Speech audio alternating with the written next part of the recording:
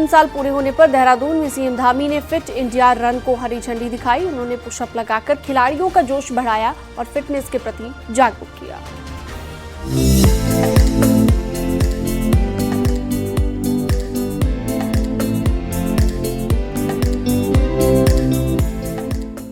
धामी सरकार के उत्तराखंड में 3 साल पूरे हो चुके हैं। इस मौके पर देहरादून में सीएम धामी ने फिटनेस के प्रति लोगों को प्रेरित किया। धामी ने फिट इंडिया रन को हरी झंडी दिखाई। यहां उनका अलग अंदाज भी देखने को मिला। जहां वो खिलाड़ियों के साथ दौड़ लगाते दिखे, वहीं पुशअप करके खिलाड़ियों में जोश भी बढ़ा दिया।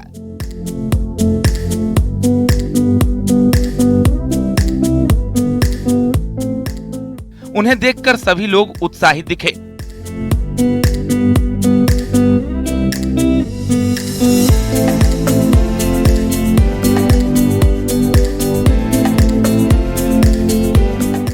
सीएम सफेद ट्रैक सूट में नजर आए। खिलाड़ियों के साथ साइकिलिंग भी की। महाराणा प्रताप स्पोर्ट्स कॉलेज के ग्राउंड में कार्यक्रम का आयोजन किया गया। उन्होंने खिलाड़ियों से मुलाकात कर उन्हें फिट इंडिया की शपथ भी दिलाई। सीएम खुद अपनी फिटनेस को लेकर काफी जागरूक रहते हैं। आदरणीय प्रधानमंत्री श्री नरेंद्र मोदी जी के द्वारा शुरू किया गया यह मूवमेंट कोई सामान्य मूवमेंट नहीं है। यह मूवमेंट आज की हमारी जरूरत है, हमारी नीड है। और ये मूवमेंट हमें स्वस्थ जीवन शैली अपनाने के लिए प्रेरित करता है। और यह एक जन आंदोलन है, यानी कि अब ये घर घर का आंदोलन है, ये जन जन का आंदोलन है। धामी ने कार्यक्रम में पहुंच युवाओं से नशे से दूर रहने और फिटनेस पर ध्यान देने पर जोर दिया। Bureau report, news 18।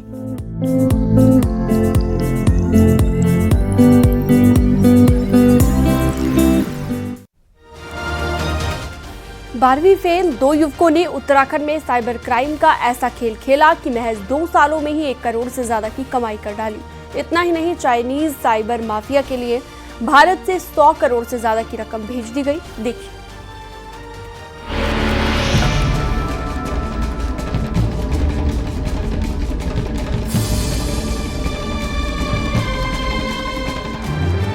साइबर अपराध का नेटवर्क कितना बड़ा हो सकता है, इसका खुलासा तब हुआ जब भारत सरकार ने म्यांमार में साइबर स्लेवरी में फंसे 530 भारतीयों को रेस्क्यू किया, जिसमें 22 उत्तराखंड के भी लोग थे। ये सभी उन चाइनीज गिरोहों के गुलाम थे जो जबरदस्ती इनसे साइबर ठगी करवाते थे। भारत लौटने के बाद इन पीड़ितों से एसटीएफ ने पूछताछ की, जिसके बाद एसटीएफ के हत्थे उधम सिंह नगर के 2 आरोपी चढ़े, हरजिंदर सिंह और संदीप, जो खुद 12वीं फेल हैं लेकिन साइबर ठगी के जरिए करोड़ों कमा चुके हैं। इन 20 से ज्यादा फर्जी बैंक अकाउंट खुलवाए और उनके पासवर्ड, ओटीपी समेत सारी डिटेल्स म्यांमार में बैठे चाइनीज साइबर अपराधियों को बेच दी।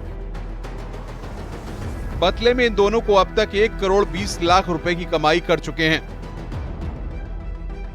2 अकाउंट खोलते थे और 1% प्रॉफिट इनका 1 करोड़ 20 लाख है, तो मतलब समझ लीजिए लगभग 120 करोड़ का इन अकाउंट्स में फ्रॉड हुआ है।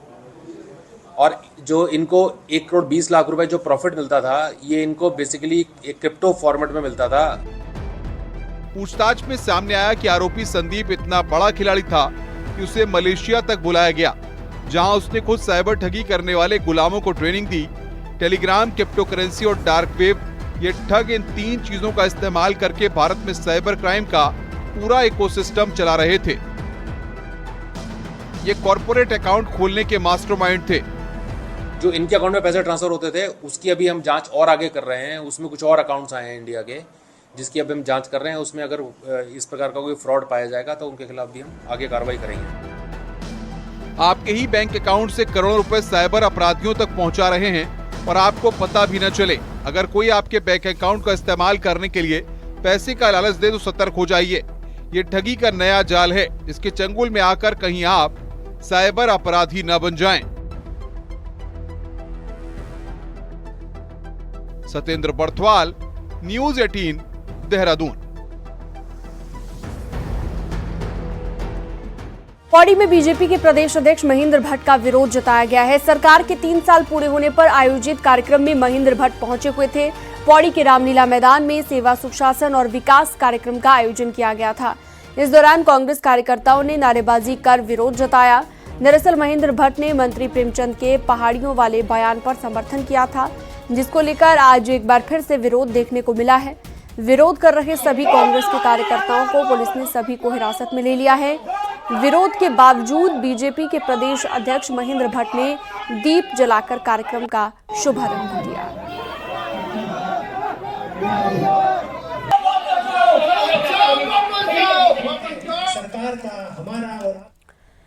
सीएम योगी आदित्यनाथ ने विदेशी आक्रांताओं के मुद्दे पर बयानबाजी करने वाले विपक्षी नेताओं इंडोनेशिया के राष्ट्रपति से नसीहत लेने को कहा है।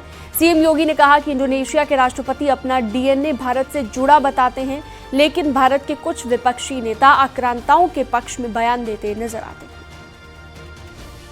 इंडोनेशिया के राष्ट्रपति के द्वारा रिपब्लिक डे परेड के अवसर पर दिए गए बयान का स्मरण करना चाहिए, जब उन्होंने कहा था एक देश का राष्ट्राध्यक्ष कहता है कि अगर हमारा डीएनए कभी जांचा जाएगा तो भारतीय निकलेगा। इंडोनेशिया दुनिया का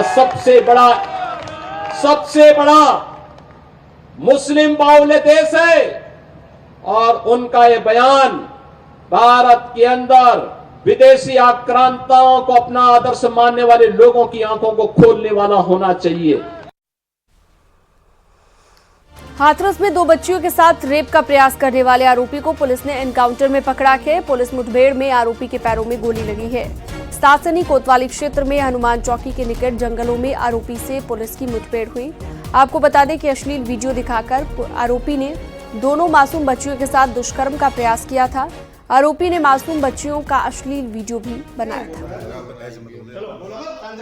यह सूचना प्राप्त हुई कि ये शक्तिवन नाम का एक जगह है और ये सासनी अलीगढ़ रोड के किनारे है कि यहाँ पे ये छिपा हुआ है। जैसे ही टीम ने इसको वहाँ पे नियमानुसार घेराबंदी करने का प्रयास किया तो इसने पुलिस टीम पे फायर कर दिया और आत्मरक्षा में पुलिस टीम ने भी फायर किया, जिसमें बॉबी पुत्र मुख्तार कुरैशी जो इस घटना का अभियुक्त है और उसके दोनों पैरों में गोली लगी है, उसे तुरंत डिस्ट्रिक्ट हॉस्पिटल भेजा गया है और इस संबंध में कठोरतम कार्रवाई जो अभियुक्त है उसके विरुद्ध सुनिश्चित की जाएगी और कोर्ट को इस केस को भी हम फास्ट ट्रैक कोर्ट में ले जाएंगे। खबरों का सिलसिला जारी है, वक्त छोटे से ब्रेक का।